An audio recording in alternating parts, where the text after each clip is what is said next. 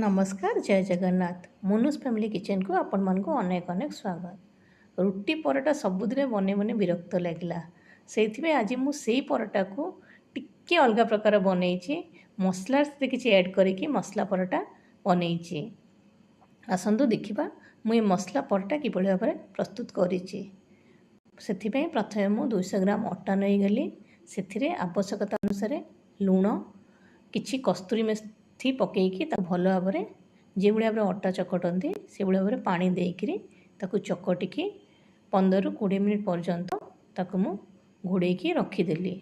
एबे गोटे मसला प्रस्तुत कली से गोटे बाउल रे गोटे चम्मच जीरा पाउडर 2 चम्मच धनिया पाउडर लंका गुंड गोटे चम्मच जुआणी हाफ चम्मच अल्प टिके लुण ताकू पकईकी भल भाव में गोलैकी मसलाटी को रखीदेली। वर्तमान 15 ରୁ 20 मिनिट हो गलानी।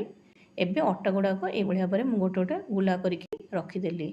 तापर मुझे गुला आणिकी ये भाव में गोटे रुटी साइज बड़ करके बेली देली। बेली सारा पर से अल्प टिके तेल पकईदेली। से तेल को चामच साहाय्य चारिआडे लगेदेली। ता उपरे किछि अटा गुंड छिंचिदेली। तापरे जो मसला मु प्रस्तुत करके रखी से मसला गुड़िक ये रुटी उपरे ये भाव में पूरा छिंचिदेली।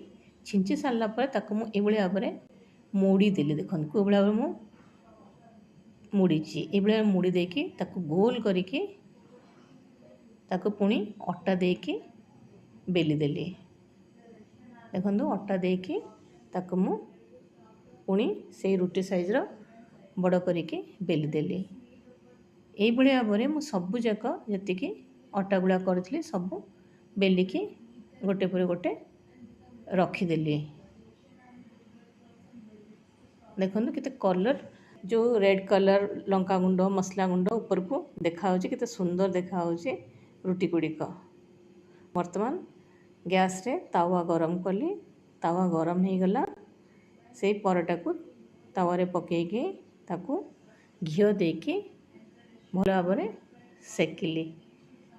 गोटे साइड हो गला परे आउ गोटे साइड पुणी उल्टेकी ताकू भल भाव में मध्यम आंचरे ताकू सेकिबे। बेसी हाई फ्लेम करेंगे ना पुड़ीज।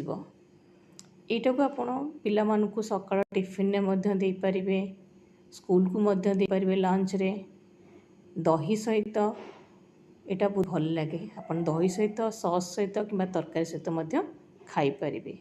जदि आपन के रेसिपीटी मोर भल लगिला ते प्लीज आम चैनल को लाइक शेयर एंड सब्सक्राइब कर दियंतु। Thank you.